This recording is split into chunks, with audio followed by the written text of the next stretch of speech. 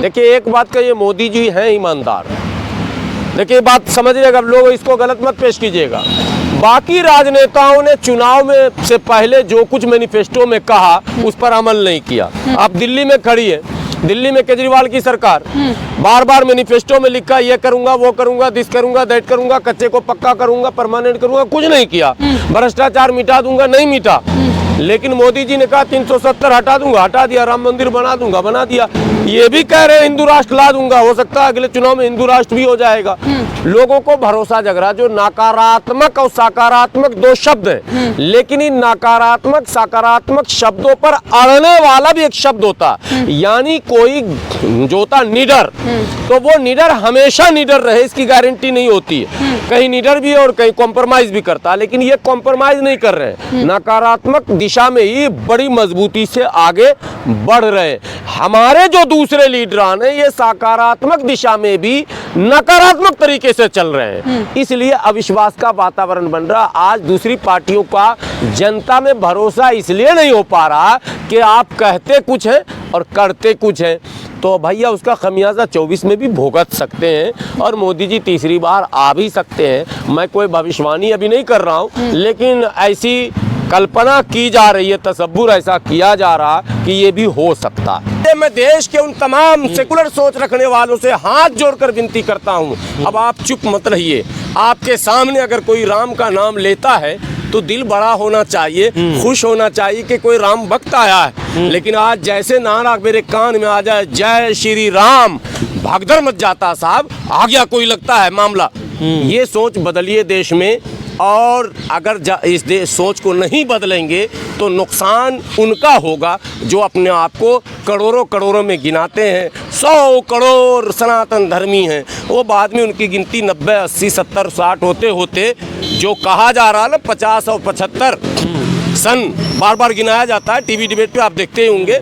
इसीलिए ये प्लान लाओ, वो प्लान लाओ, सीए लाओ, एनआरसी लाओ, यूसीसी लाओ, फैमिली प्लानिंग लाओ, फला लाओ, सारे हथकंडे हो रहे हैं। यूनिवर्सिटियों पर ताला लगाओ, इनके पढ़ने पर रोक लगाओ, इनके बढ़ने पर रोक लगाओ, इनके फलने फूलने पर रोक लगाओ। वो सब कुछ जो हो रहा है, वो कुछ भी आप कर लो, उल्टी पड़ गई सब तदबीर है, कुछ भी दवा ने न काम किया। और आखिर ये बीमार दिल ने आखिर काम तमाम किया। अंतोगतवा जिस रास्ते पर ये चल रहे हैं, ये रास्ता इनको माइनस पर लेकर जाएगा। ये रास्ता इनको हर हाल में नुकसान दिलवाएगा। ये रास्ता उनकी आबादी को कम करेगा, उनकी आस्था को कमज़ोर करेगा, उनकी सोच पर ग्रहण लग जाएगा। जो लोग आज दर्शन के लिए लाइन लगाए हुए हैं, कल को वो गंभीर होकर कभी एकांत में सोचेंगे कि राम जी के कद को जिस तरह से पेश किया जा रहा है इस देश में, राम जी का नाम जिस तरह से भय का बनाया जा रहा है नाम, इससे तो राम जी का कद छोटा हो रहा है। तो राम जी के प्रति सच्ची श्रद्धा रखने वाले लोग आगे आकर ऐसे लोगों से खुद लड़ेंगे। इंतजार कीजिए, घबराने की कोई जरूरत। लेकिन मेरा सवाल हमेशा वही रहता है कि क्यों इस तरह की धर्म की राजनीति हो रही है कि इस तरह की किसी को भी आज़ादी मिल जाती है, किसी को कुछ भी बोलने की। देखिए अभिव्यक्ति की स्वतंत्रता भारत में है और उसकी एक सीमा है, उसका एक दायरा है। उस दायरे को कोई अगर क्रॉस करता है तो उस पर कार्रवाई होती है। और देश में कई लोगों पर कार्रवाई हुई है बोलने के कारण, ऐसा नहीं कि नहीं हुआ। अनाप शनाप कुछ भी बोल देना, किसी की भावनाओं को आहत कर देना, ये भी एक क्राइम है, ये भी संविधान की नज़र में एक जुर्म है। मैं समझता हूँ कि देश के बड़े वकीलों को कोर्ट जो है मूव करना चाहिए था और इस बयान को कोर्ट के समक्ष रखना चाहिए था और रखकर कोर्ट से अपील करनी चाहिए थी कि इन पर भी कार्रवाई की जाए। लेकिन ये भी दुर्भाग्य है कि कुछ लोग स्वतंत्र हैं, कुछ भी बोल के निकल जाते हैं और कुछ लोग बेचारे हैं, वो कुछ कम भी अगर स्टैंडर्ड का बोलते हैं तो भी फंस जाते हैं। वैसे ही जैसे आज के दौर में अगर कोई आपको गाली बक रहा जुलूस निकाल कर, तो आप उसको अगर कुछ करते हैं तो आपके यहाँ बुलडोजर चल जाएगा। सेम वही मैटर है। तो अब है दुर्भाग्यपूर्ण वातावरण है इस समय, लेकिन उभरेंगे इससे, हम लोग लगे हुए हैं। सारे लोग लगे हुए हैं कि इससे बेहतर माहौल कैसे बने और संवैधानिक व्यवस्था कैसे देश में कायम किया जाए। इसकी कोशिश चल रही है निरंतर लगातार। उसकी एक कड़ी आप देख रहे हैं, ईवीएम वाली भी कड़ी, वो भी एडिशनल कड़ी ही है वो उसी की, ठीक है, क्योंकि लोगों को ये शंका है कि ये सरकार हम हटाना भी चाहते हैं तो नहीं हट पाती है, कारण ईवीएम है। तो लोग ईवीएम के भी खिलाफ लड़ रहे हैं, तो अलग अलग मोर्चों पर लोग लड़ रहे हैं, अपनी बात उठा रहे हैं। तादाद कम है ज़्यादा है, शक्ति कम है ज़्यादा है, धन कम है ज़्यादा है, आबादी कम है, ये एक अलग विषय है, लेकिन चुप्पी नहीं है देश में। मुझे इस बात का गर्व है कि देश में बोलने वालों की संख्या भी बहुत है, खूब बोल रहे हैं और अच्छे से बोल रहे हैं, तर्कों के साथ बोल रहे हैं, अच्छे शब्दों का प्रयोग कर रहे हैं, जवाब भी दिया जा रहा। आगे इनकी तादाद और बढ़ेगी।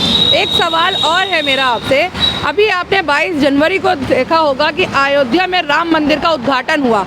वहाँ पे मंच पे मोदी जी थे जो कि देश के प्रधानमंत्री हैं, उनका वो संवैधानिक तरीके से वहाँ थे, ठीक है, लेकिन जो वहाँ आरएसएस प्रमुख मोहन भागवत मंच पे थे और मंच से बोले हैं, उनको किस नाते उस मंच पे बुलाया गया है? नहीं, वो तो देश के कई लोगों को बुलाया गया, सैकड़ों लोगों को आमंत्रित किया गया था। सबको नहीं बुलाया गया था। मंच पे वो देखिए, ये ट्रस्ट का मैटर था। मोहन भागवत जी न जाते तो फिर जाता कौन? सारी मेहनत 100 साल से तो आरएसएस ही कर रही थी।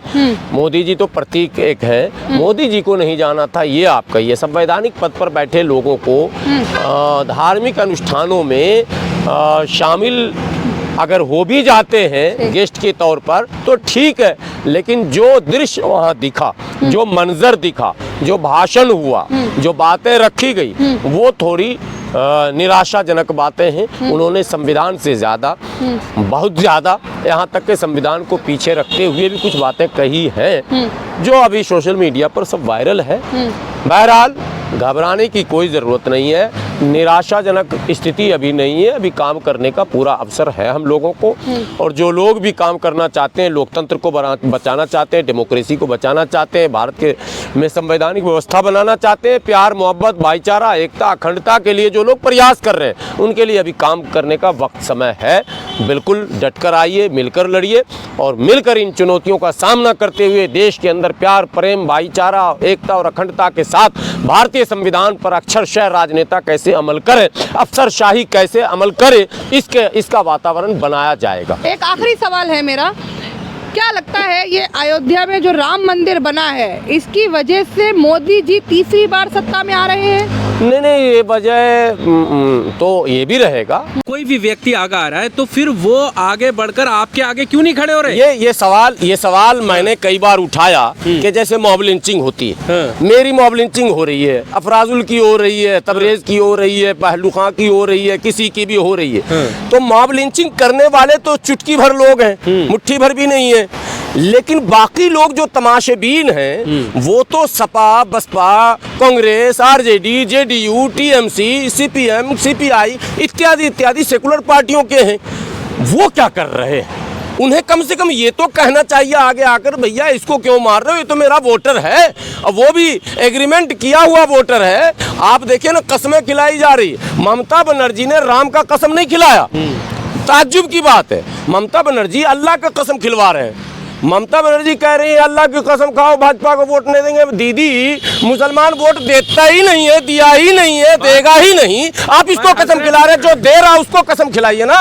सवाल यहाँ पर वोट का या वोट बैंक का नहीं है, मैं एक माइंडसेट का कह रहा हूँ। तो जो सेकुलरिज्म के आड़ में कुछ हमारे लीडरान भी जो मैंने मिसगाइड कर रहे हैं, मिसलीड कर रहे हैं, उनको मैं सतर्क करना चाहता हूँ। आम जन यहाँ का सेकुलर है, बड़ी आबादी यहाँ का बहुत अच्छी सोच का है, लेकिन कहीं ना कहीं वो चुप है। उसकी चुप्पी का ये चुटकी भर लोग, मुट्ठी भर लोग फायदा उठा रहे हैं। इसलिए